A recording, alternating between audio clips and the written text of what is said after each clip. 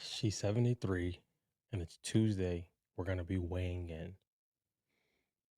Scale is out and she's looking at it as if it could go left, it can go right.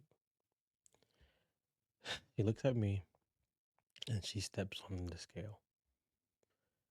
And the scale actually is down from her last weigh in. And something surprises me. My aunt, who's 73, she spirals. She starts to breathe heavy. She starts to look like something happened that I don't know about. And I paused for a second and I asked her, what makes you not happy when you lost weight? And that was your goal. And it brought back something really, really painful for her, where she always thought she was overweight. She always thought she was fat. She always thought she was the person who people didn't look at for beauty.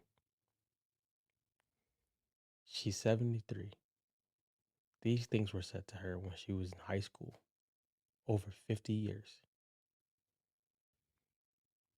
We sat for a moment and I didn't judge. And I asked her, tell me a little bit more. I want to understand how you feel about this because you're not celebrating a victory that you wanted. So something's happening. And what we realized was her identity didn't catch up to this new habit that she built. Her identity was still locked in the past.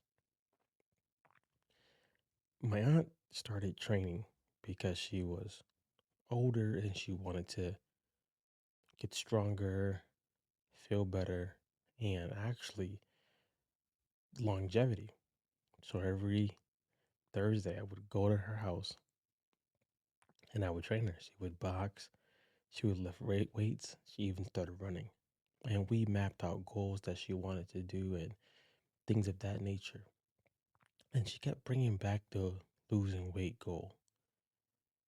And at first, I would wonder why does she want that? Because she was already a smaller person. She was maybe about 140. She was really small already.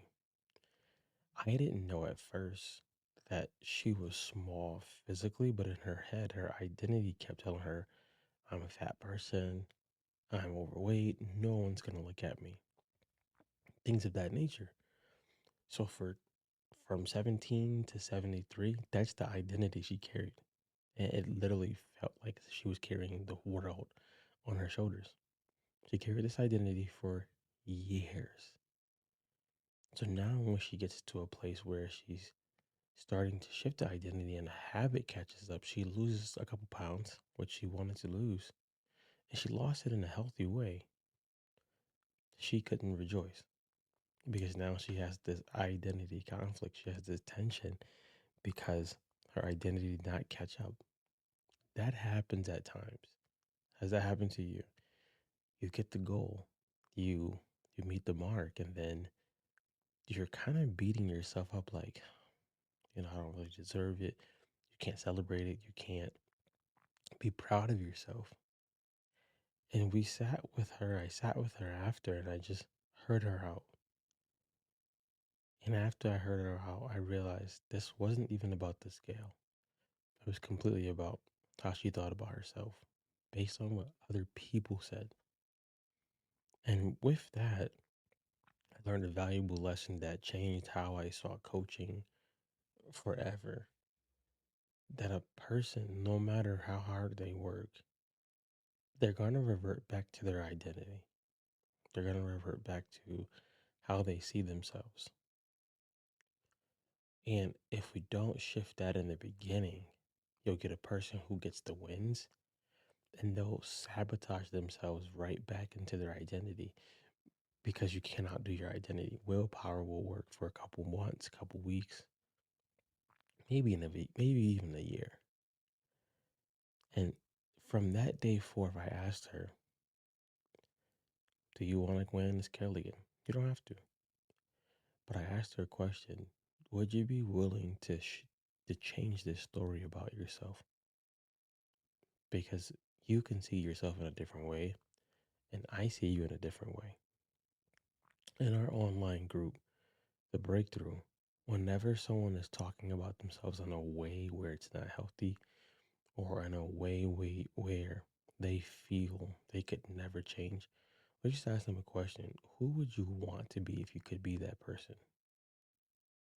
Who would you want to be if you could be somebody else? A different version of yourselves? Who would you want to be? And when they answer, you start to find out that people do have aspirations of being better, being somebody else. They just feel they have to be this old version of them forever. You see this a lot with athletes. If I'm not squatting 600 pounds like I used to, if I'm not running a marathon like I used to, then I'm not an athlete anymore. Well, things change, seasons change. The question for you is, where are you stuck at with your identity? What story are you still believing that you might need to get rid of because it's not serving you anymore? And when you find that out, when you answer that, I would love to know. Comment underneath this video. I would love to know. And if you're like, hey, I just need some help, some support, some people to walk with me on this journey, join the breakthrough. We help people simply for the price of maybe 2 coffees a month, not even from Starbucks. Walking alongside you so that you can realize I can change and I can do it the right way so that I'm not spiraling when I'm actually winning. Be good. Be great.